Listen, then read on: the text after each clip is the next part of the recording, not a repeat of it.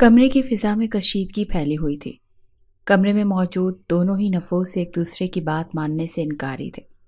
خدا کے لیے دادا جان، میری جان مشکل میں مت ڈالیں۔ جو آپ چاہتے ہیں وہ میں نہیں کر سکوں گا۔ توقیر نے بے بسی سے اپنے دادا کو دیکھا، جو اس کی سننے کو تیار ہی نہیں تھے۔ بس توقیر خان، میں فیصلہ کر چکا ہوں، تمہاری شادی ہانیہ ہی سے ہوگی۔ انہوں نے اپنا فیصلہ سنایا، جس پر اس نے بے بسی سے انہیں دیکھا۔ آخر آپ کو سمجھ کیوں نہیں آتا؟ وہ مجھ سے 12 سال چھوٹی ہے۔ میرا اور اس کا کوئی جوڑ نہیں ہے۔ وہ تھک گیا تھا اس بحث سے۔ تمہارا جوڑ ہے یا نہیں، یہ تمہارے سوچنے کا کام نہیں ہے۔ کل شام تمہارا نکاح ہے ہانیہ سے، تیار رہنا۔ اگر تم کل یہ نکاح نہیں کرو گے تو یاد رکھنا، اپنے دادا کا مرا ہوا منہ دیکھو گے توقیر۔ ان کی بات پر ان کا چہرہ وہ ان کا چہرہ دیکھتا رہ گیا، جو اپنی بات کہہ رہے اور رکے نہیں، بلکہ کمرے سے باہر نکلتے چلے گئے۔ ان کے جاتے ہی توقیر نے اپنا سر ہاتھوں میں گرایا۔ توقیر خان محمد بخش کا لاڈلا پوتا تھا، ان کی آنکھوں کا نور۔ انہوں نے آج تک توقیر کی کوئی بات رد نہیں کی تھی۔ زندگی میں آج ایسا پہلی بار ہو رہا تھا کہ وہ توقیر کی بات ماننے کو تیار نہیں تھے۔ انہوں نے بہت اچانک ہی اس کا رشتہ اپنے دوست کی پوتی سے طے کر دیا تھا، جو اس سے پورے 12 سال چھوٹی تھی۔ توقیر خان کو یہ بات گوارا نہیں تھی کہ وہ خود سے اتنے سال چھوٹی لڑکی سے شادی کرے، جسے وہ جانتا تک نہیں، جسے وہ آج تک کبھی ملا نہیں۔ یہ بات اس کا دماغ خراب کرنے کے لیے ہی کافی تھی کہ اس کے دادا اس کی سن نہیں رہے، اس کی زبردستی شادی کر رہے ہیں۔ غصے سے کھولتا وہ کمرے سے نکلتے سیدھا اپنی ماں کے کمرے میں آیا، جو بیڈ پر شادی کے کپڑے پھیلائے بیٹھی تھی۔ ان شادی کے کپڑوں کو دیکھ کر اسے آگ لگی تھی۔ یہاں سب اپنی مرضی کر رہے تھے، کوئی اس سے اس کی مرضی پوچھ ہی نہیں رہا تھا، نہ اس کی مرضی کو اہمیت دے رہا تھا۔ امی، آپ آخر دادا جان کو کیوں نہیں سمجھا رہی؟ وہ کیسے میرے ساتھ ایسے کر سکتے ہیں؟ وہ کیسے میری شادی اس طرح سے کر سکتے ہیں؟ کیا سمجھاؤں میں انہیں توقیر؟ کیا آج تک کسی نے میری سنی ہے؟ میری آخر حیثیت ہی کیا ہے اس گھر میں کیسے انہیں سمجھا سکتی ہوں؟ کوثر بیگم کی بات پر اس نے تعصب سے انہیں دیکھا۔ وہ جو کہہ رہے ہیں وہ کرو توقیر۔ اگر وہ چاہتے ہیں تم نے شادی کرو تو تمہیں یہ شادی کرنی ہوگی۔ انہوں نے ہم پر بہت احسانات کیے ہیں، تم مت بھولو انہوں نے ہمارے لیے کیا کیا کیا ہے۔ تو آپ کہہ رہی ہیں کہ میں اس لڑکی سے شادی کر کے ان کا احسان اتار رہا ہوں؟ تو ٹھیک ہے، اگر ایسا ہے وہ اس طریقے سے اپنے احسان کا حساب ہم سے لیں گے تو ٹھیک ہے۔ وہ سب سے بدگمان ہو رہا تھا۔ اگر ایسا ہی ہے تو میں انہیں بتاؤں گا، میں بھی انہی کا پوتا ہوں۔ وہ چاہتے ہیں نا کہ میں اس بچی سے شادی کروں تو ٹھیک ہے، مگر ایک بات یاد رکھیے گا، میرا اس سے کوئی تعلق نہیں ہوگا۔ انہیں اپنا فیصلہ سناتے وہاں سے نکلتا چلا گیا۔ کوثر بیگم نے پریشانی سے اسے جاتے ہوئے دیکھا۔ وہ اپنے بیٹے کو اچھے سے جانتی تھی، وہ جو کہتا تھا وہ کر کے دکھاتا تھا۔ انہیں آنے والے وقت سے خوف آیا تھا۔ حویلی سے دور وہ احسان صاحب کا گھر تھا۔ اس کی اوپری منزل میں بنے کمرے میں وہ بیٹھی رو رہی تھی۔ آج اس کے دادا نے اس کی زندگی کا ایک اہم بڑا فیصلہ کیا تھا، اس کی شادی کا فیصلہ۔ وہ اپنے دوست کے پوتے سے اس کی شادی کر رہے تھے، اس انسان سے جس کے بارے میں مشہور تھا کہ وہ بہت سخت مزاج ہے، غصے کا تیز ہے، مغرور شہزادہ، جس تک کسی کی رسائی نہیں تھی۔ اس کے دادا نے اس شخص کو ہانیہ کا نصیب بنا دیا تھا۔ وہ اپنا گھر نہیں چھوڑنا چاہتی تھی مگر مجبور تھی۔ وہ اپنے دادا کے سامنے زبان نہیں چلا سکتی تھی، کیونکہ ایک دادا ہی تو تھے جو اس کے اپنے تھے۔ ماں باپ کے بعد ایک دادا ہی تو اسے سنبھال رہے تھے، اسے آگے پڑھنے کی اجازت دی تھی۔ مگر برا ہو اس کی قسمت کا، اگر کچھ غنڈے اس کے پیچھے نہ لگتے تو آج محفوظ ہوتی، اپنی تعلیم پوری کر رہی ہوتی۔ ہانیہ بیٹا، احسان صاحب کی آواز پر آنسو صاف کرتے وہ سیدھی ہو کر بیٹھی۔ وہ نہیں چاہتی تھی کہ اس کے دادا اسے روتا ہوا دیکھیں، انہیں تکلیف نہیں دینا چاہتی تھی۔ اس کی وجہ سے وہ پہلے ہی بہت تکلیف برداشت کر چکے تھے۔ جی دادا جان، انہیں کمرے میں آتے تھے وہ فوراً سے اٹھ کھڑی ہوئی۔ ہانیہ، کچھ ہی دیر میں تمہارے ساتھ سسرال والے تمہارا سامان لے کر آ رہے ہیں، تیار ہو جاؤ اور کچھ اچھا سا بنا لو مہمانوں کے لیے۔ جی دادا جان، جیسا آپ کہیں۔ ہانیہ اس کی فرما برداری پر بے ساختہ اسے پکار اٹھی تھی۔ میں جانتا ہوں میں نے جلد بازی میں تمہاری زندگی کا بہت بڑا فیصلہ لے لیا ہے، مگر بیٹا یہ فیصلہ بہت ضروری تھا۔ میری زندگی کا کوئی بھروسہ نہیں ہے، کب ساتھ چھوڑ جاؤں، میں تمہیں محفوظ ہاتھوں میں دیکھنا چاہتا ہوں۔ ان کی بات پر اس نے تڑپ کر انہیں دیکھا۔ آپ ایسی باتیں کیوں کر رہے ہیں؟ خدا آپ کو لمبی زندگی دے۔ میں جانتا ہوں تمہیں میری بہت فکر ہے، وہ میں بھی جانتا ہوں میری لاڈلی بچی مجھ سے بہت محبت کرتی ہے، لیکن تم دیکھنا محمد بخش میرا بہت اچھا دوست ہے، وہ تمہیں مجھ سے زیادہ پیار دے گا۔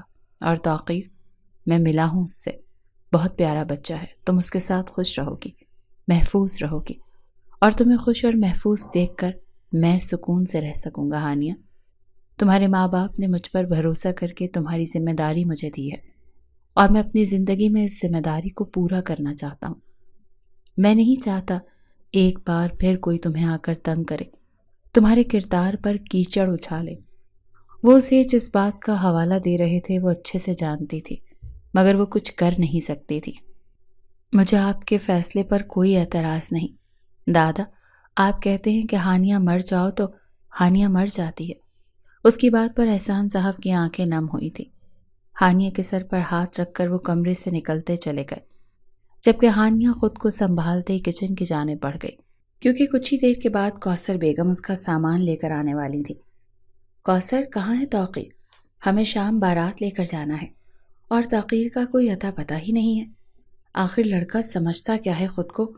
اگر آج وہ نکاح کے لیے نہیں آیا تو یاد رکھنا میرا اس سے ہر تعلق ختم ہو جائے گا۔ بابا، آپ غصہ مت کریں، وہ آتا ہی ہوگا، میں نے اسے سمجھا دیا تھا۔ کیا خاک سمجھایا تھا؟ اگر سمجھایا ہوتا تو آج یہاں ہوتا۔ ساری تیاریاں باقی ہیں اور میں اس لڑکے کی وجہ سے یہاں بیٹھا ہوا ہوں۔ دیکھو کوثر، میں نہیں چاہتا کہ احسان کے آگے میرا سر جھکے۔ میں نے زبان دی ہے کہ اس کی ہانیہ کا نکاح میرے توقیر سے ہی ہوگا۔ تو یہ آپ کا آخری فیصلہ ہے دادا جان؟ توقیر کی آواز پر محمد بخش نے مڑ کر اسے دیکھا، جو اندر آتے ان کے مقابل آ کھڑا ہوا۔ میرا فیصلہ یہ ہے کہ تمہاری شادی ہانیہ ہی سے ہوگی۔ وہ مجھ سے 12 سال چھوٹی ہے۔ میں نے کہا تھا نا، توقیر عمر سے شادی کا کوئی لینا دینا نہیں ہوتا، لیکن میرا لینا دینا ہے۔ اگر آپ چاہتے ہیں میں اس سے شادی کروں تو یاد رکھیں، میں یہ شادی کر کے آپ کے سارے احسانوں کا بدلہ چکا رہا ہوں۔ اس کے بعد سے میں آزاد ہوں اور آپ کی کسی بھی بات کو ماننے کا پابند نہیں ہوں۔ کیا مطلب ہے اس بات کا؟ انہوں نے چونک کر اسے دیکھا۔ میں اس سے شادی کروں گا، مگر میں اسے اپنی بیوی کی حیثیت کبھی نہیں دوں گا۔ اس کا میری زندگی میں حیثیت کسی بے جان چیز جیسی ہوگی۔ میں اس کی طرف دیکھوں گا بھی نہیں، وہ تو وقت بتائے گا۔ محمد بخش نے تمسخرانہ انداز میں اسے دیکھا، جس پر وہ مسکرا دیا۔ میں بھی آپ ہی کا پوتا ہوں دادا جان، جائیں بارات کی تیاری کریں، انہیں کہتا وہ اپنے کمرے کی جانب بڑھ گیا، جبکہ محمد بخش باہر کی جانب۔ کوثر بیگم نے گھبرا کر اپنی ساس کو دیکھا اور خاموشی سے تخت پر بیٹھی سب تماشا دیکھ رہی تھی۔ امی، آپ کچھ کہتی کیوں نہیں ہیں؟ میرے کہنے سے فرق نہیں پڑتا کوثر، جاؤ تیار ہو جاؤ، کچھ ہی دیر میں سلیم بیوی بچوں کے ساتھ آتا ہی ہوگا، انہیں کہتے وہ اٹھ گئی۔ بارات بہت دھوم دھام سے نکلی تھی۔ دولہا بنا توقیر بے حد وجیح لگ رہا تھا، چہرے پر چھائی سنجیدگی اس کی وجاہت میں اضافہ کر رہی تھی۔ بارات کے پہنچتے ہی نکاح کی کارروائی عمل میں لائی گئی تھی۔ کوثر بیگم کے دیے شرارے میں موجود ہانیہ کا چہرہ گھونگھٹ میں قید تھا۔ نکاح نامے پر دستخط کرتے اس کے ہاتھ کئی بار کانپے تھے۔ وہ اپنے خوابوں کے ٹوٹنے پر ٹھیک سے رو بھی نہیں سکتی تھی کہ دادا سے دور ہونا پڑ رہا تھا۔ ان دونوں کا نکاح ہو چکا تھا اور وہ ہمیشہ کے لیے توقیر خان کی ہو چکی تھی، جسے اس نے آج تک دیکھا بھی نہیں تھا۔ رخصتی کا وقت ہوا تو ہانیہ کی آنکھیں نم تھیں۔ اپنا گھر اور اپنے سپنے چھوڑ کر جانا آسان قطعی نہیں تھا۔ اس کے گاڑی میں بیٹھتے ہی توقیر، جو پہلے ہی سے گاڑی میں بیٹھا تھا، بے آرام سا ہوتا ایک جانب کھسکا، اور اس کا یوں دور ہونا ہانیہ سے چھپا نہیں رہا تھا۔ گاڑیاں مخصوص راستوں سے ہوتی حویلی کی حدود میں داخل ہوئی تھیں، جہاں سلیم خان کی بیوی اور دونوں بچیاں پہلے ہی سے ہانیہ کے استقبال کے لیے موجود تھیں۔ گاڑی رکتے ہی بنا ہانیہ کا انتظار کیے توقیر گاڑی سے اترتا اندر بڑھ گیا۔ کوثر بیگم نے تعصب سے بیٹے کی حرکت کو دیکھا اور پھر آگے بڑھ کر ہانیہ کو گاڑی سے اترنے میں مدد دی۔ اسی لیے وہ اسے اندر لے آئیں، جہاں سب مہمان موجود تھے سوائے دولہا کے۔ بیٹا، آپ بیٹھو یہاں۔ بہو کو توقیر کے کمرے میں چھوڑا۔ اس کی بات پر رانی سلیم کی بیوی اسے لیے اوپر آئی اور اسے توقیر کے کمرے میں چھوڑا وہاں سے چلی گئی، جبکہ ہانیہ اس انجان کمرے میں خود کو بہت اکیلا محسوس کر رہی تھی۔ تھکن سے اس کا جسم دکھ رہا تھا۔ تھک کر وہ سائٹ پر موجود صوفے پر بیٹھ گئی۔ وہ نہیں جانتی تھی کہ آگے اس کے ساتھ کیا ہونے والا ہے۔ وہ تھکا ہارا اپنے کمرے میں داخل ہوا، مگر سامنے صوفے پر سوئے وجود کو ایک اس کا دماغ اڑا تھا۔ ہانیہ صوفے پر بیٹھی نیند میں گم تھی، مگر اس کی یہاں موجودگی توقیر کو آگ لگا گئی۔ بنا اس کی نیند کی پرواہ کیے وہ جست میں اس تک پہنچا، مضبوطی سے اس کا بازو تھامتا ایک جھٹکے سے اسے اپنے مقابل کھڑا کیا گیا۔ ہانیہ جو نیند کی وادیوں میں گم تھی، اس جھٹکے پر حواس باختہ ہوتی بمشکل ہوش میں آئی۔ اپنے سامنے توقیر کو دیکھ اس کا دل خوف سے لرزا۔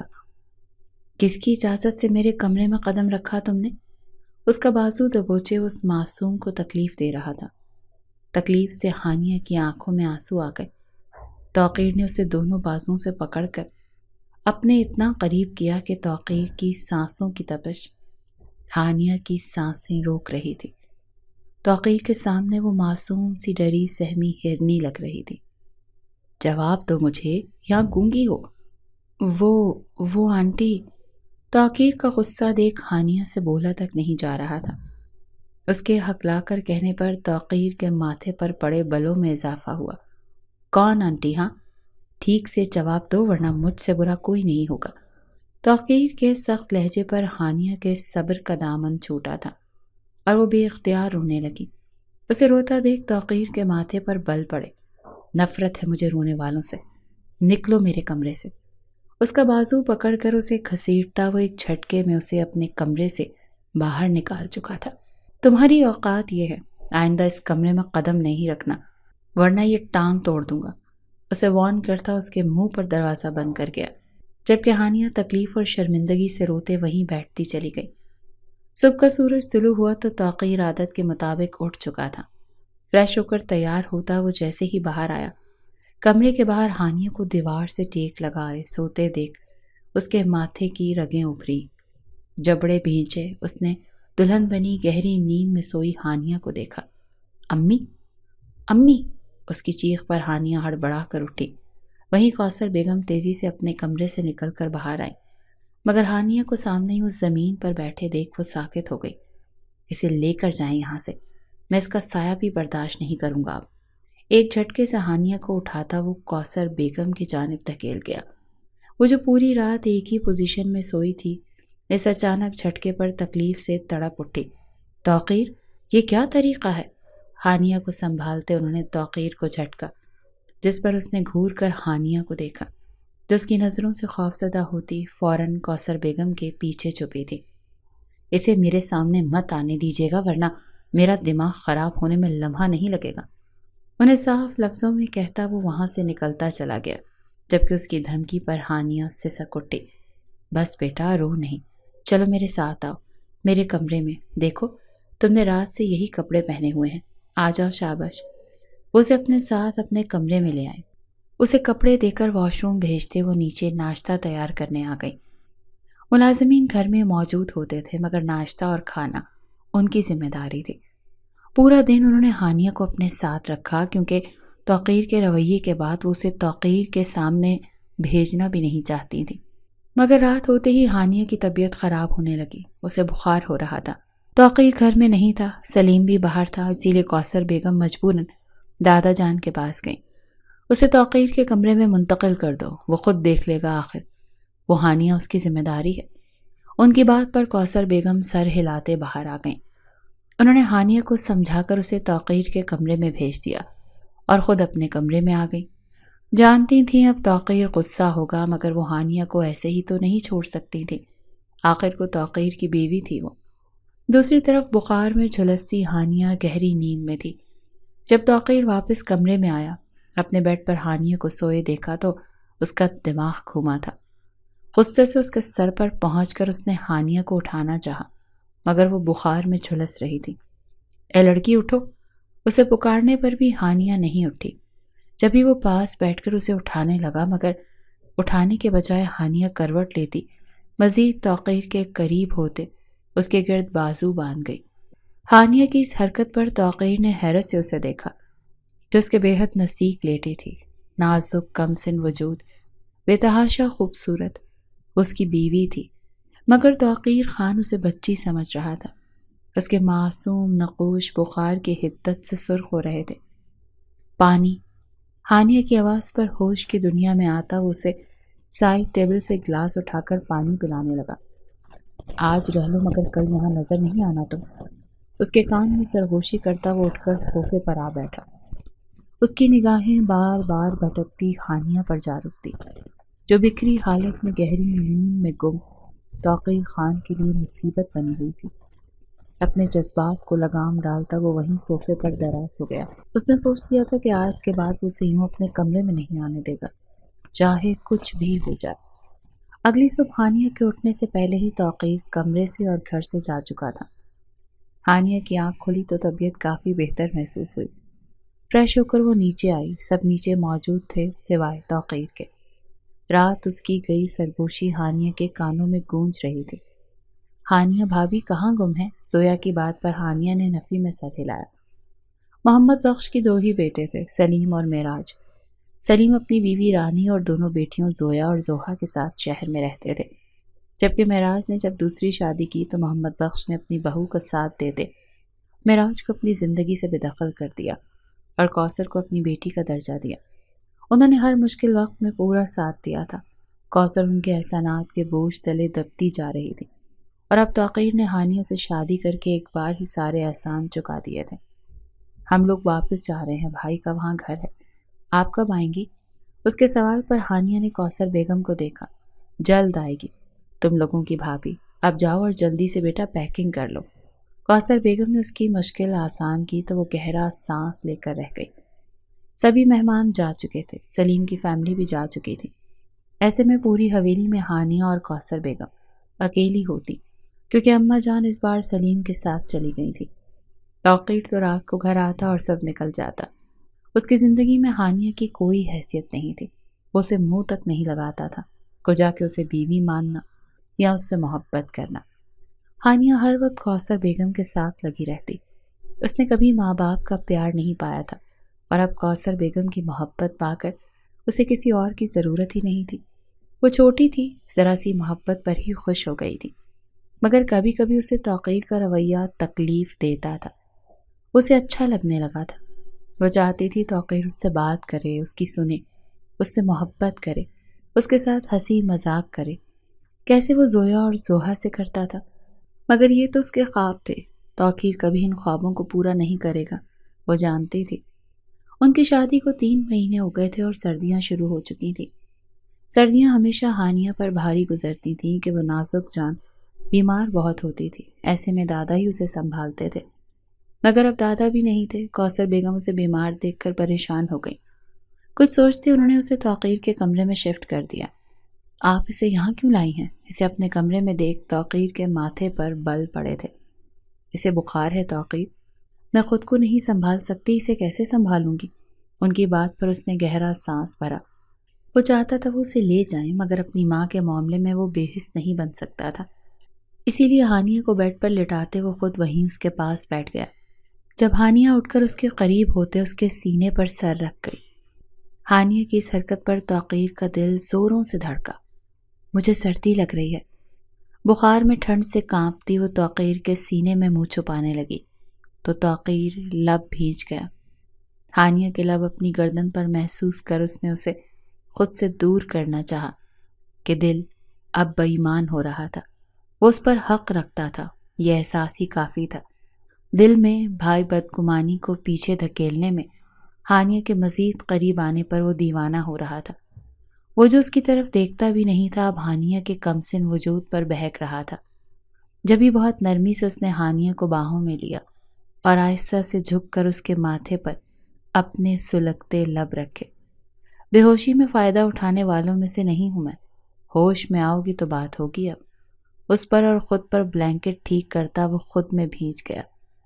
توقیر کی اس جان لیوا قربت پر ہانیہ نے ذرا سی آنکھیں کھول کر اسے دیکھا، جو خاموش نگاہوں سے ہانیہ کو تک رہا تھا۔ نگاہوں کے تصادم پر توقیر بے ساختہ جھکتا اسے شرم سے لال کر گیا۔ سو جاؤ، اب بہت رات ہو گئی ہے۔ اس کے سر تھپ تھپاتے وہ اسے اپنے مزید قریب کرتا آنکھیں موند گیا، جبکہ ہانیہ کا چہرہ لال سرخ ہوا، شرم سے یا بخار سے کون جانے۔ توقیر اپنے بزنس کے سلسلے میں شہر شفٹ ہو رہا تھا اور وہ چاہتا تھا کہ کوثر بیگم بھی اس کے ساتھ شفٹ ہوں، مگر وہ جانے کو تیار نہیں تھی۔ حویلی جیسا سکون انہیں کہیں اور نہیں ملتا تھا۔ انہوں نے توقیر سے کہا کہ وہ ہانیہ کو اپنے ساتھ لے جائیں۔ امی، میں آپ کو لے جانے کی بات کر رہا ہوں اور آپ کو ہانیہ کی پڑی ہے۔ وہ بچی میرا گھر کیسے سنبھالے گی؟ تم بھول رہے ہو کہ وہ بچی تمہاری بیوی ہے۔ ہاں، ایک 16 سالہ بچی میری بیوی ہے، وہ خود کو تو سنبھال نہیں سکتی، مجھے کیسے سنبھالے گی؟ دیکھا تھا نا اپنے بخار میں اس کی کیا حالت ہو گئی تھی۔ تم بڑے بخار میں اچھے رہتے ہو، تم بھی بخار میں وہی سب کرتے ہو جو ہانیہ کرتی ہے۔ تم میں اور ہانیہ میں زیادہ فرق نہیں۔ توقیر، اور بہت ہو گیا، تمہاری شادی کو 6 مہینے ہو گئے، وہ بہت جلد 17 کی ہونے والی ہے۔ تم لوگ اپنے رشتے کو آگے بڑھاؤ، ایک دوسرے کے ساتھ وقت گزارو، اور میں چاہتی ہوں کہ توقیر تم دونوں خوش رہو۔ میں نہیں چاہتی کہ ایک اور توقیر اس دنیا میں آئے، ایک اور کوثر پیدا ہو۔ میں نہیں چاہتی کہ ہانیہ ایک اور کوثر بنے۔ خدا کے لیے معراج جیسا مت کرو۔ تم اسے اپنا نام دو، اسے محبت دو، وہ محبت کی بھوکی ہے۔ توقیر، تمہاری توجہ پر اس کا مرجھایا روپ کھل اٹھے گا۔ یعنی بات پر وہ کچھ نہیں کہہ سکا تھا، مگر ان کی باتیں اس کے دماغ میں رہ گئی تھیں، اور پھر بہت سوچ سمجھ کر اس نے ایک فیصلہ لیا۔ وہ ہانیہ کو اپنے ساتھ شہر لے آیا۔ ہانیہ جتنا حیران ہوتی اتنا کم تھا۔ تم اس گھر میں رہو گی، مگر میری کچھ شرطیں ہیں۔ کیسی شرط؟ ہانیہ نے چونک کر اسے دیکھا۔ تم اپنی پڑھائی جاری رکھو گی، تمہارے 18 ہونے کے بعد تم میری بیوی کی حیثیت سے دنیا میں پہچانی جاؤ گی، مگر اس سے پہلے تمہیں محبت جیسی خرافات میں نہیں پڑنا، بس اپنی پڑھائی پر فوکس کرنا ہے۔ لیکن مجھے تو آپ اچھے لگتے ہیں۔ ہانیہ کی بات پر توقیر نے حیرت سے اسے دیکھا۔ میں آپ سے محبت کرتی ہوں، اور امی کہتی ہیں شوہر سے محبت کرنا غلط بات نہیں ہے۔ امی تو کچھ بھی کہتی رہتی ہیں، ان کی باتیں سیریس مت لیا کرو۔ امی کچھ بھی نہیں، امی ہر چیز ٹھیک کہتی ہیں۔ میں پڑھائی کروں گی دل لگا کر، وہ میرا خواب ہے، مگر میں آپ سے محبت بھی کروں گی، آپ کے سارے کام بھی کروں گی، کیونکہ وہ میری ذمہ داری ہے۔ اس کے منہ سے ایسی بڑی بڑی باتیں سن کر وہ حیران ہی تو رہ گیا تھا، مگر جواب دینے کے بجائے وہ بات بدل گیا۔ میں نے تمہارا ایڈمیشن ایک یونیورسٹی میں کروا دیا ہے، وہاں میں پڑھاتا ہوں، اور پھر میرا آفس یونیورسٹی سے آ کر تم نے بس اپنی پڑھائی کرنی ہے۔ جاؤ اب آرام کرو، سارا سامان تمہارے کمرے میں ہے۔ اسے بھیجتا وہ خود اپنے کمرے میں آ گیا۔ یہ لڑکی اس کا امتحان لے رہی تھی۔ ساری سوچیں جھٹکتے وہ سونے کے لیے لیٹ گیا۔ فی الحال وہ ہانیہ کے بارے میں تو بالکل بھی سوچنا نہیں چاہتا تھا۔ تمام رستے گاڑی میں غیر آرام دہ سی خاموشی کا راج تھا۔ گاڑی یونیورسٹی کی پارکنگ میں داخل ہوئی تو ہانیہ نے مڑ کر اپنا بیگ اور دیگر سامان اٹھایا۔ مجھے کچھ کہنا ہے، وہ جو گاڑی سے اتر رہی تھی توقیر کی آواز پر رکتے اسے دیکھنے لگی۔ میں نہیں چاہتا یہاں ہمارے رشتے کے بارے میں کسی کو کچھ پتہ چلے، تو آپ بے فکر رہیں، میں کسی سے ذکر نہیں کروں گی، آہستہ سے کہتی وہ گاڑی سے اتر کر اندر بڑھ گئی۔ توقیر نے اسے جاتے دیکھا اور پھر گہرا سانس بھرتے وہ خود بھی گاڑی سے باہر آیا تھا۔ آج دادو بھی اس کے گھر رہنے آنے والی تھی، اور ان کی موجودگی میں اس کا اور ہانیہ کا الگ کمرے میں رہنا بالکل بھی ٹھیک نہیں۔ یہی سوچتے وہ باہر آیا تو سامنے ہی شایان، اس کا بہت اچھا دوست، وہاں موجود تھا۔ اس کا دور کا کزن تھا، مگر ان کی کافی اچھی بات چیت تھی۔ شایان سے بات کرتے وہ اپنی کلاس میں آیا، جہاں ہانیہ کو دیکھ وہ ٹھٹکا، کیونکہ اس کے بالکل ساتھ والی سیٹ پر ایک لڑکا بیٹھا تھا۔ اس لڑکے کو دیکھ توقیر بے چین ہوا تھا۔ مس، آپ اٹھے وہاں سے۔ اس کے مخاطب کرنے پر ہانیہ نے حیرت سے اسے دیکھا۔ میں؟ جی، آپ اٹھیں اور یہاں آ کر بیٹھیں۔ اس نے آگے ایک خالی سیٹ کی جانب اشارہ کیا۔ ہانیہ خاموشی سے اٹھتے اس کی جگہ آ کر بیٹھ گئی، کیونکہ توقیر کا خراب موڈ اسے ٹینشن دے گیا تھا۔ پوری کلاس لے کر وہ بریک ٹائم میں باہر آئی جب شایان نے اسے دیکھا۔ خاموش ایک طرف بیٹھی وہ اسے نہ جانے کیوں اچھی لگی تھی۔ اتنا سادہ حسن اس نے نہیں دیکھا تھا۔ شاید یہی وجہ تھی کہ وہ پہلی نظر میں شایان کے دل کے تار چھیڑ گئی تھی۔ اس کی طرف بڑھا، مگر جب اس نے قریب سے ہانیہ کو دیکھا تو بری طرح چونکا، کیونکہ وہ اسے پہلے تصویروں میں دیکھ چکا تھا۔ توقیر کی بیوی کی حیثیت سے اس کا دل ٹوٹا تھا، مگر توقیر نے اسے کیوں اگنور کیا ہوا ہے؟ اس کا یہ جاننا ضروری تھا۔ کچھ سوچتے وہ آگے بڑھ گیا۔ اس کے دماغ میں کچھ چل رہا تھا۔ کیا چل رہا تھا یہ بس وہی جانتا تھا۔ یار قسم خدا کی، میرے پیر دکھ رہے ہیں چل چل کر۔ جھک کر گھٹنوں پر ہاتھ رکھے ہانیہ نے پھولی سانسوں کے ساتھ عمل کو دیکھا، جو اونچی دیوار کے پاس رکھے اسٹول پر چڑھی ہاسپٹل کے دوسرے حصے کی جانب دیکھ رہی تھی۔ عمل اس کی پہلی دوست تھی جو یہاں بنی تھی، اس کی بیسٹ فرینڈ۔ عمل اسے زبردستی اوپر لائی تھی۔ وہ اوپر سے ہاسپٹل کا ویو دیکھنا چاہتی تھی اور اس کا یہ خبط ہانیہ پر بہت بھاری پڑا تھا۔ عمل کلاس کا ٹائم ہو گیا ہے، پلیز اب واپس نیچے بھی جانا ہے۔ گھڑی میں ٹائم دیکھ اب اسے فکر ہونے لگی تھی۔ نیکسٹ لیکچر توقیر کا تھا، ایسے میں وہ بالکل بھی کوئی رسک نہیں لے سکتی تھی۔ اوف، ایک تو تم ڈرتی بہت ہو۔ کچھ نہیں ہوتا یار، ابھی یوں پہنچ جائیں گے، نیچے پورے 5 منٹ ہیں کلاس میں۔ لاپرواہی سے کہتے عمل نیچے بڑھ گئی۔ ہانیہ نے گھور کر اسے دیکھا۔ آ جاؤ ڈارلنگ، گھورنے سے بس ٹائم ہی ویسٹ ہوتا ہے۔ واپس آ کر اس کا ہاتھ تھامے وہ نیچے بڑھی تھی۔ وہ دونوں نیچے آئیں تو پورا کوریڈور خالی تھا۔ کلاس میں سے توقیر کے بولنے کی آواز پر ہانیہ کا چہرہ زرد ہوا۔ وہ شخص پہلے ہی اسے پسند نہیں کرتا تھا اور اب سر میں آئے کم ان۔ اس کا ہاتھ مضبوطی سے تھامے عمل نے اجازت مانگی تو لیکچر دیتے توقیر نے گردن موڑ کر پہلے عمل اور پھر اس کے پہلو میں سر جھکائے کھڑی ہانیہ کو دیکھا۔ کہاں تھی آپ دونوں؟ سر وہ مس ہانیہ کچھ پوچھا ہے میں نے۔ عمل کی بات پر وہ ہانیہ کو مخاطب کرتا ڈائس سے ہٹ کر ان کی طرف بڑھا اور اس کا بڑھتا قدم ہانیہ کو خوفزدہ کر رہا تھا۔ سر وہ سیٹ پر جائیں مس عمل۔ عمل کو جانے کی اجازت دیتا وہ ہانیہ کے سامنے کھڑا ہوا۔ پوری کلاس میں موت کا سا سناٹا چھایا ہوا تھا۔ عمل کو سمجھ نہیں آیا اس نے ہانیہ کو کیوں روکا ہے۔ میں کچھ پوچھ رہا ہوں مس، کیا آپ جواب دینا پسند کریں گی؟ وہ ہم، اس کا لہجہ اتنا سخت تھا کہ ہانیہ کی آنکھیں بھیگنے لگی۔ زبان ہے آپ کے پاس یا اسے بھی باہر ہی چھوڑ کر آ گئی ہیں؟ وہ غصہ تھا، بہت غصہ۔ شاید وہ سارا غصہ آج اسی پر نکالنا چاہتا تھا۔ I am sorry sir. سر جھکائے آنسوؤں کو پیتے وہ بمشکل اتنا ہی کہہ سکی۔ اوپر دیکھ کر بات کریں۔ ہانیہ کے پاس کوئی دوسرا راستہ نہیں تھا۔ پوری کلاس حیرت سے ان دونوں کو دیکھ رہی تھی۔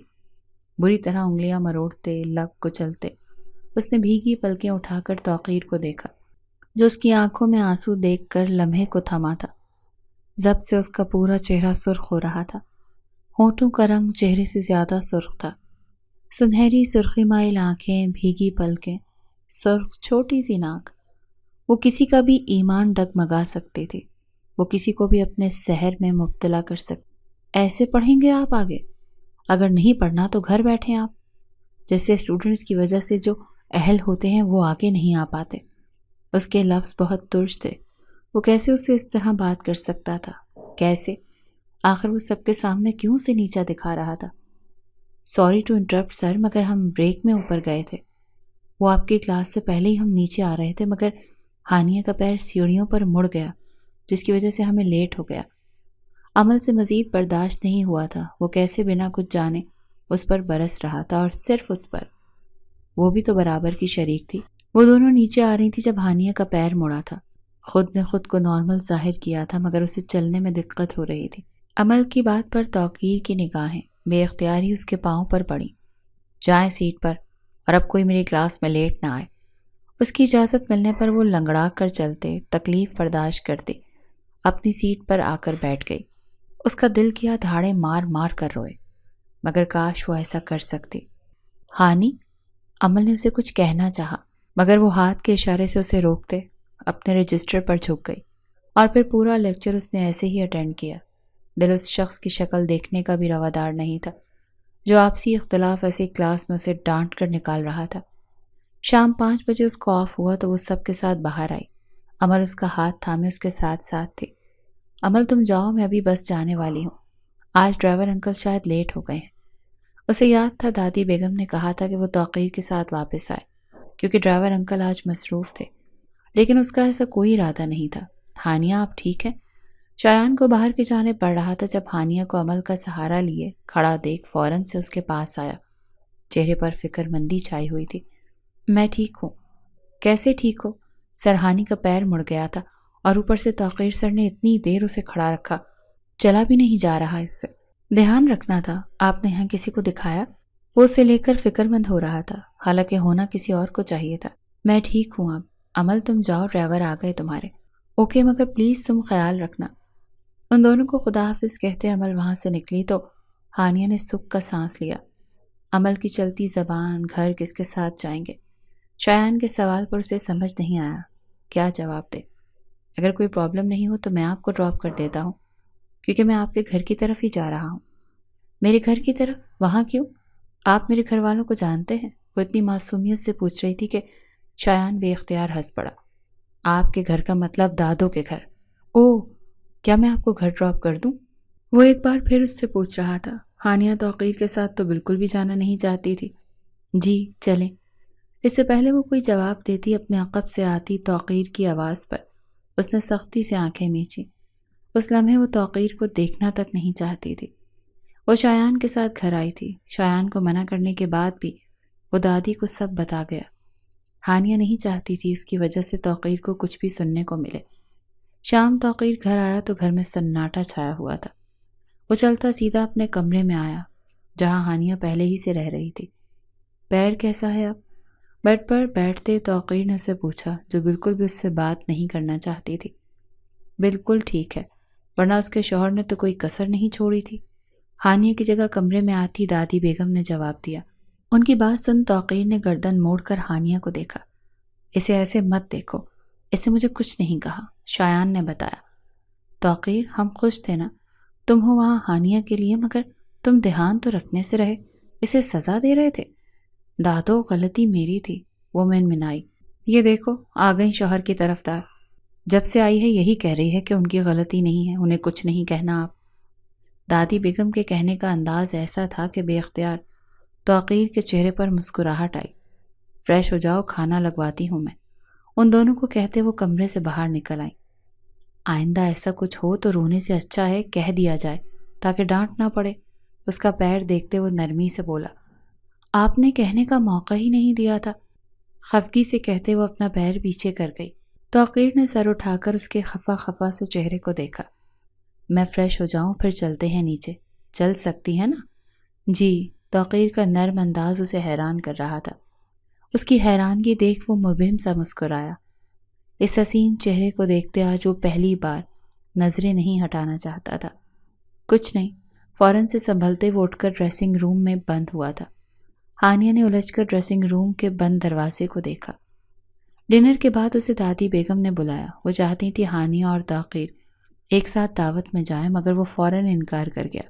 دادو، میں کیسے اس کے ساتھ وہاں جا سکتا ہوں؟ کیوں؟ کیا برائی ہے اس بچی میں؟ دادی بیگم کو اس کا اس طرح کہنا سخت برا لگا۔ بھائی میرے آگے بچی لگتی ہے وہ، سب کیا کہیں گے، بچی سے شادی کر لی؟ وہ سخت جھنجھلاہٹ کا شکار ہو رہا تھا۔ اچھی خاصی بڑی بچی ہے، 18 کی ہو چکی ہے، پھر بھی وہ مجھ سے 12 سال چھوٹی ہے۔ توقیر اس بات کو قبول کرو کہ وہ تمہاری بیوی ہے۔ کیا مجھے نظر نہیں آتا؟ ان کی بات پر وہ چپ ہوا تھا۔ اپنی بیوی کو کسی اور کے ساتھ روانہ کر دیا، یہ بھی نہیں سوچا کہ جس کے ساتھ بھیج رہے ہو وہ ہانیہ کے لیے اپنا رشتہ بھیجنا چاہتا تھا۔ دادی بیگم کب سے غصہ کنٹرول کر رہی تھی، مگر توقیر کی باتوں کی وجہ سے انہیں بولنا پڑا۔ اگر نہیں ہے یہ قبول رشتہ تو ٹھیک ہے، بات کرتی ہوں میں شایان سے، تم ہانیہ کو آزاد کر دینا۔ اپنا فیصلہ سناتی وہ اسے ساکت چھوڑے وہاں سے اٹھ گئی۔ آج آف کر لیتی بیٹا، تھوڑا پیر کو آرام مل جاتا۔ دادی بیگم اس کے لیے پریشان تھیں جو بیگ لیے گھر سے نکل رہی تھی۔ دادو، میرا سر بہت کھڑوس ہے، ایک چھٹی پر 10 باتیں سناتے ہیں، چھٹی نہیں کر سکتی۔ شرارت سے کہتے وہ مڑی، مگر سامنے کھڑے توقیر کو دیکھ چہرے کی مسکراہٹ سمٹی۔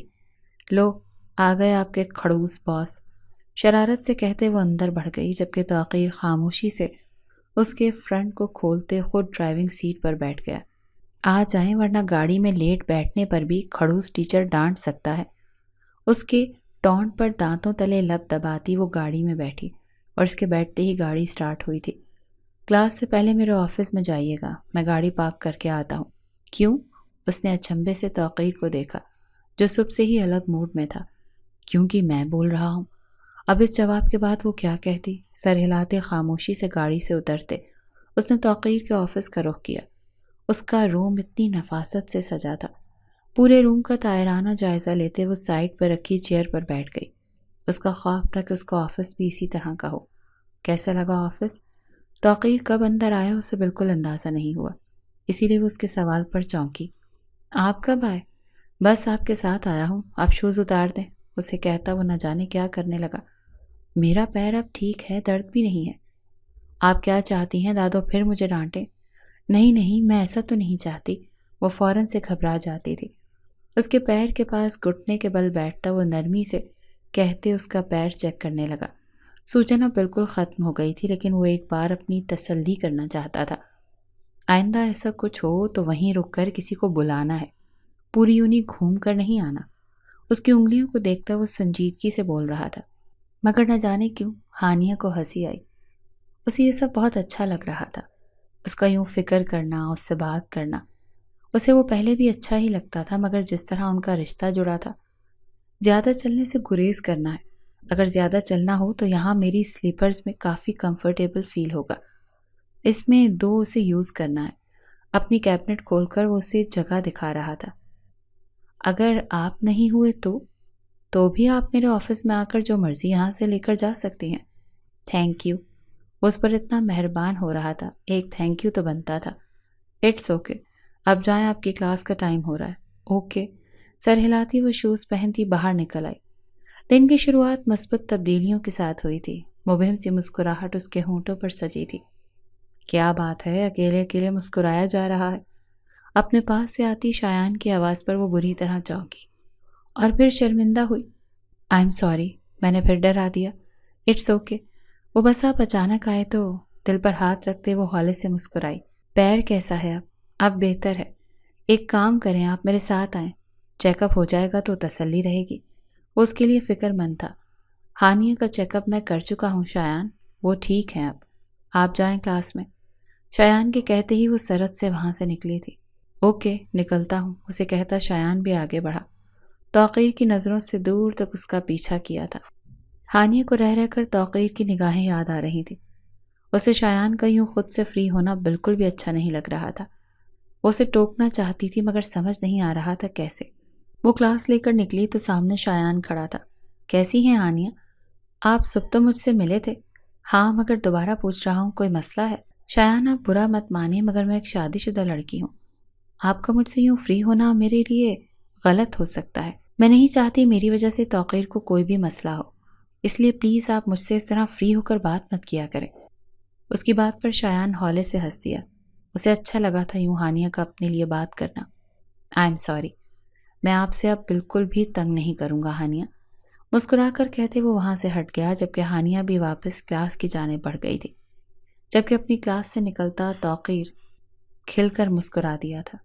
وہ بیڈ پر بیٹھی اپنا ٹیسٹ یاد کر رہی تھی جب توقیر کمرے میں داخل ہوا۔ کون سا ٹیسٹ ہے؟ اس کے پہلو میں بیٹھتے وہ اپنی بکس کھولے اس سے ٹاپک پوچھنے لگے۔ وہ اس کے بے حد قریب بیٹھی اس کی دھڑکنیں بڑھا رہی تھی۔ بہت اچانک ہی اس کے پہلو پر ہاتھ رکھ توقیر نے اسے اپنے قریب کھینچا۔ وہ لڑکھڑاتی سیدھا اس کے سینے سے لگی تھی۔ کیا پوچھ رہی ہیں؟ اس کے گرد اپنے دونوں ہاتھوں کو گرفت باندھتے وہ ہانیہ کو اپنے مزید قریب کر گیا، اتنا قریب کہ اس کی سانسوں کی تپش اسے اپنے چہرے پر محسوس ہو رہی تھی۔ وہ توقیر کے اتنے نزدیک آنے پر بالکل ساکت ہو گئی تھی۔ بھلا وہ شخص کب ایسے اتنے قریب آیا تھا؟ کیا دیکھ رہی ہیں؟ آپ دور ہو جائیں۔ دھڑکنوں کا رقص کانوں میں سنائی دینے لگا۔ کتنا دور؟ اس کے گال سے گال مس کرتا وہ اس کی جان نکال رہا تھا۔ کمر پر توقیر کی رقص کرتی انگلیاں ہانیہ کو پاگل کر رہی تھی۔ توقیر جواب دیتے اس نے اس کے بالوں میں چہرہ چھپایا۔ ٹیسٹ؟ خشک ہوتے لبوں پر زبان پھیرتے وہ بمشکل بولی۔ شوہر ٹیچر ہو تو ٹیسٹ کی کیا ٹینشن؟ اس کے بال گردن سے سمیٹتا وہ وہاں اپنی انگلیاں پھیرتا اس کے آسان خطا کر رہا تھا۔ اس سے پہلے کہ وہ مزید کوئی گستاخی کرتا، دادی بیگم کی آواز پر چونکا۔ گرفت ڈھیلی پڑتے ہی ہانیہ جھٹکے سے اس سے دور ہوئی اور اپنی جگہ سے اٹھتی اس کی پہنچ سے دور ہوئی۔ دل پسلیاں توڑ کر باہر آنے کو بےتاب تھا۔ بدمزہ ہوتے توقیر نے چہرے پر ہاتھ پھیرا۔ تم کیوں کھڑی ہو بیٹا؟ تم نے سزا دی ہے کیا ایسے کوئی بچی کو؟ دادی بیگم اسے دیکھ کر پوچھے بغیر نہ رہ سکی۔ سزا دینے کا ارادہ تو تھا مگر آپ آ گئیں۔ معنی خیز نظروں سے ہانیہ کو دیکھتا وہ پل میں اسے بوکھلا گیا تھا۔ زندگی ایک ڈگر پر چل رہی تھی، وقت پر لگا کر اڑتا جا رہا تھا۔ ایسے میں وہ پڑھائی میں مکمل مصروف ہو گئے تھے۔ آج بھی وہ میں بیٹھی کام کر رہی تھی جب امارہ اس کی کلاس فیلو اس کے پاس آ کر بیٹھی۔ کیسی ہو ہانیہ؟ میں ٹھیک ہوں، تم سے کچھ پوچھنا تھا۔ ہاں پوچھو نا، ہانیہ نے خوش دلی سے اجازت دی تھی۔ تم سنگل ہو؟ وہ سب اس وقت لیب میں موجود تھے جب امارہ کی بات پر اس نے جہاں اسے تعجب سے دیکھا وہیں توقیر کے کان کھڑے ہوئے تھے۔ کیوں؟ دراصل ہم لوگ اپنے بھائی کے لیے رشتہ دیکھ رہے تھے، تو اگر تم سنگل ہو تو امارہ اپنی بات پوری کر اس کا چہرہ دیکھنے لگی۔ گرلز ادھر آئیں سب، توقیر کی غصے بھری آواز پر ہانیہ نے اسے دیکھا۔ کیا اس نے سن لیا تھا؟ پورے ٹائم وہ منہ پھلائے رہا۔ ہانیہ کو اس کا چہرہ دیکھ ہنسی آ رہی تھی۔ کلاس ٹائم ختم ہوا تو وہ اپنا سامان سمیٹنے لگی جب اس کے سر پر آ کر کھڑا ہوا۔ مس یہاں رکیں، کچھ دیر کچھ کام ہے آپ سے، اسے کہتا وہ اپنے آفس کی طرف بڑھ گیا۔ اوکے۔ دھیمے قدموں سے چلتے وہ اس کے پیچھے آفس میں آئی تھی جب اچانک ہی اسے کھینچتے توقیر نے اسے دیوار سے پن کیا۔ توقیر، ششت، کچھ بولنے کی ضرورت نہیں۔ اس کے ہونٹوں پر ہاتھ رکھے وہ اسے کچھ بھی بولنے سے روک گیا۔ آپ میرڈ ہیں یا نہیں؟ ہاں یا نہ میں جواب دیں۔ ہاں میرڈ ہوں۔ تو اس لڑکی کو کہنا تھا نا جو اپنے فضول سے بھائی کا رشتہ دے رہی تھی۔ وہ جیلس ہو رہا تھا اور اس وقت کو وہ بہت کیوٹ لگ رہا تھا۔ آپ ہی نے تو کہا تھا کہ کسی کو نہیں بتانا۔ اب میں بول رہا ہوں، پوری دنیا کو بتانا ہے کہ آپ میری بیوی ہیں۔ اسے کمر سے کھینچ کر اپنے قریب کر گیا۔ پھر سوچ لیں، آپ کی ساری فیمیل اسٹوڈنٹس کے دل ٹوٹ جائیں گے۔ اسے یوں دیکھ وہ شرارت سے بولی، ٹوٹ جائیں تو ٹوٹ جائیں، آج کے بعد کوئی رشتہ نہیں آنا چاہیے۔ یار بیوی ہے میری، چوڑیاں پہنے، ناک میں وہ ڈالیں جو دادو ڈالتی ہیں، لگے کہ آپ میری بیوی ہیں۔ ہانیہ دانتوں تلے لب دبائے بس اسے دیکھ رہی تھی۔ لیکن آپ کو لڑکیاں پرپوز کرنا چاہتی ہیں، آپ کیا کریں گے؟ میں گلے میں آئی لو مائی وائف لکھ کر ڈالوں گا۔ اس کی بات پر ہانیہ نے حیرت سے اسے دیکھا۔ پہلا باضابطہ اظہار محبت۔ ایسے کیا دیکھ رہی ہیں آپ مجھ سے؟ اسے جیسے اپنی سماعت پر یقین نہیں آیا۔ ہاں میں کرنے لگا ہوں آپ سے محبت، جب نہیں کرتا تھا تب کھل کر کہا تھا، اب کرنے لگا ہوں تو بھی کھل کر کہوں گا۔ اس کی ناک سے اپنی ناک مس کرتا وہ اس کے چہرے پر شرمگی مسکراہٹ بکھیر گیا۔ اب آپ کی باری۔ اس کے دونوں ہاتھ اپنے کاندھوں پر رکھے وہ اسے اظہار سننے کو بازد تھا۔ آپ سے کس نے کہا میں آپ سے محبت کرتی ہوں؟ ہانیہ آپ کو کہنے کی ضرورت نہیں، آپ کی آنکھیں، آپ کا چہرہ اس بات کا گواہ ہے، اسی لیے کریں نا اظہار۔ توقیر ہم یونی میں ہیں، اس نے جیسے توقیر کو یاد دلایا تھا۔ مجھے فرق نہیں پڑتا۔ اسے مزید اپنے قریب کرتا وہ اس کے چہرے پر جھکا تھا۔ اس سے پہلے کہ وہ کوئی گستاخی کرتا، ڈور ناک ہوتا، ان دونوں کو بوکھلا گیا۔ ہانیہ ایک جھٹکے سے اس سے دور ہوئی تھی۔ بالوں میں ہاتھ چلاتے اس نے غصے سے بند دروازے کو دیکھا۔ میں جا رہی ہوں، اسے کہتی وہ تیزی سے وہاں سے نکلی تھی۔ دل میں تتلیاں سی اڑنے لگی تھی۔ توقیر اس سے یوں اظہار محبت کرے گا اس نے کبھی سوچا بھی نہیں تھا۔ زندگی اب حسین لگنے لگی تھی۔ اس کے سارے خواب پورے ہو گئے تھے، اس کا گریجویشن مکمل ہونے والا تھا۔ توقیر اس سے محبت کرنے لگا تھا۔ اس کا اپنا گھر تھا، اس سے محبت کرنے والے بہت سارے رشتے اس کے پاس تھے، اور اب اسے کچھ نہیں چاہیے تھا۔ کچھ سال بعد حویلی میں خوشیوں بھرا ماحول تھا۔ آج توقیر اور ہانیہ کی 7ویں سالگرہ کے ساتھ ان کے اکلوتے بیٹے کا عقیقہ بھی تھا۔ سب لوگ حویلی میں جمع تھے۔ ایسے میں ہانیہ ننھے شہزادے کو سنبھالے پریشان ہو رہی تھی۔ اس کا بیٹا بالکل توقیر کی طرح اسے تنگ کرتا تھا۔ بھابھی آپ کو تو رلا دے گا یہ۔ زحا کی بات پر وہ مزید روحانسی ہوئی تھی۔ کیا ہوا، سب ٹھیک ہے نا؟ ان دونوں کو کھڑا دیکھ توقیر ان کے پاس آیا۔ توقیر بھائی، ان میڈم سے آپ کا بیٹا نہیں سنبھل رہا۔ ہانیہ کی رونی صورت پر توقیر کو ترس آیا۔ وہ توقیر سے تو کم ہی تنگ کرتا تھا، مگر وہ بیچاری رونے جیسی ہو جاتی تھی۔ فائنلی ان کی زندگی کی نئی شروعات ہوئی تھی۔ او ہو، کتنی بری بات ہے، بچے مما کو ایسے تنگ نہیں کرتے۔ ہانیہ سے روحان کو لیتے توقیر نے اسے اپنے ساتھ لگایا۔